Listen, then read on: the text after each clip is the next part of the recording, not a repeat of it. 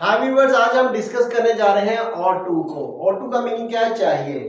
वैसे अगर आपको याद हो, हम तो चाहिए के लिहाज से पहले ही दो मॉडल वर्ब्स को डिस्कस कर चुके हैं। वो क्या है? शुड और मस्ट। अगर आप चाहते हैं शुड और मस्ट में क्या डिफरेंसेस हैं और उनका क्या यूज है, तो मैंने उस वीडियो का लिंक डिस्क्रिप्शन में दे दिया है, आप वहां पे जाके उसे देख सकते हैं। Now let's come to the point. Basically ये क्या है? एक मॉडल वर्ब है। अगली बात क्या है? इट इज लेस एम्फेटिक, यानी इसमें किसी काम को करने के लिए कम जोर दिया जाता है।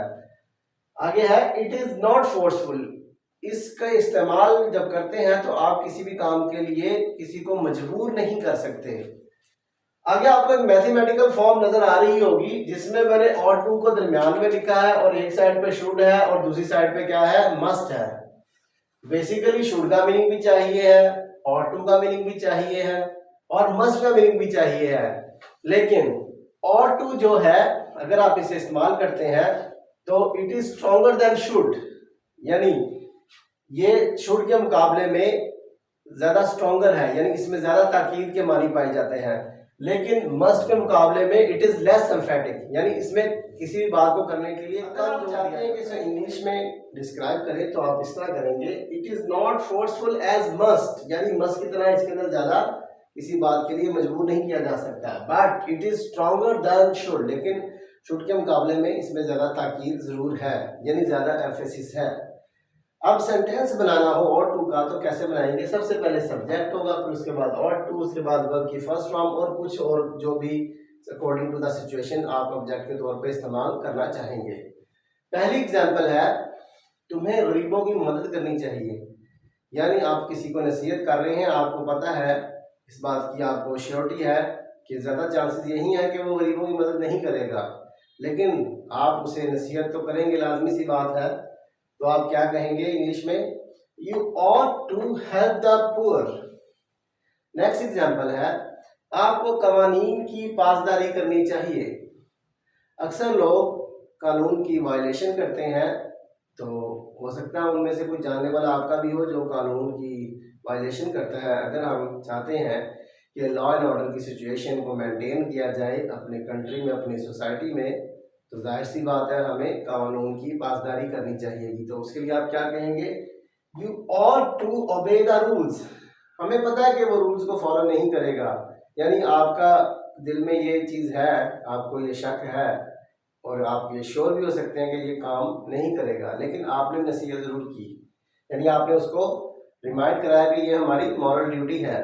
नेक्स्ट एग्जांपल है, आपको ज़्यादा पढ़ाई करनी चाहिए। एक स्टूडेंट जो बिल्कुल ही पढ़ाई नहीं कर रहा, स्टडीज नहीं कर रहा, तो आप उसको नसीहत करेंगे, यू ऑट टू स्टडी। कर रहे थे कि ऑट टू जो है वो बेसिकली प्रेजेंट और फ्यूचर के लिए इस्तेमाल होता है, लेकिन अगर हमारे पास एक ऐसी सिचुएशन हो जाए जब हमने पास्ट में बात करनी हो तो फिर हम क्या कहेंगे? आइए देखते हैं। तब हम ऑट टू हैव का यूज करेंगे और उसका सेंटेंस बनाने के लिए इस सेंटेंस स्ट्रक्चर को देखते हैं कि ऑट टू हैव के बाद आपने वर्ब की तीसरी फॉर्म लगानी है और उसके बाद एंड में ऑब्जेक्ट होगा और whatever will be according to the situation you have to use that. अब इसकी एग्जांपल्स पे गौर करते हैं। तुम्हें अपने बड़ों की इज्जत करनी चाहिए, लाजमी सी बात है कि हमें अपने बड़ों की रिस्पेक्ट करनी चाहिए। तो इसको इंग्लिश में कहेंगे, you ought to have respected your elders. Next sentence है, तुम्हें इसको पढ़ना चाहिए था। फॉर एग्जाम्पल, आप किसी को कोई डॉक्यूमेंट देते हैं, कोई कॉन्ट्रैक्ट साइन करना है या कोई एग्रीमेंट है, तो आप कहते हैं यार इसकी जो टर्म्स एंड कंडीशन है इसको आप थॉरली स्टडी कर लें, उसके बाद ही साइन करना। अब वो इसको करे या ना करे ये उसकी मर्जी है, लेकिन आपका कहना फर्ज है। तो इसको इंग्लिश में कहेंगे, you ought to have read it. Last example है, ये प्रोजेक्ट अब तक मुकम्मल हो जाना चाहिए था।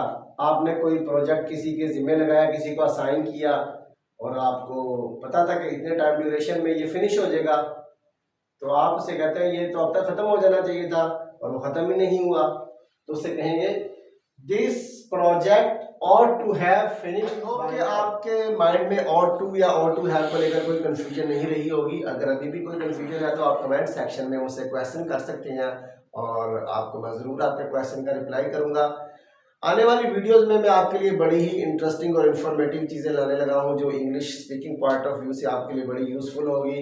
तो आप मेरे चैनल को लाइक और सब्सक्राइब करना मत भूलिएगा। अगर आपको चैनल अच्छा लगता है तो अपने दोस्तों से और रिलेटिव से ज़रूर इसे शेयर कीजिए ताकि वो भी इस वीडियो से फ़ायदा उठा सकें।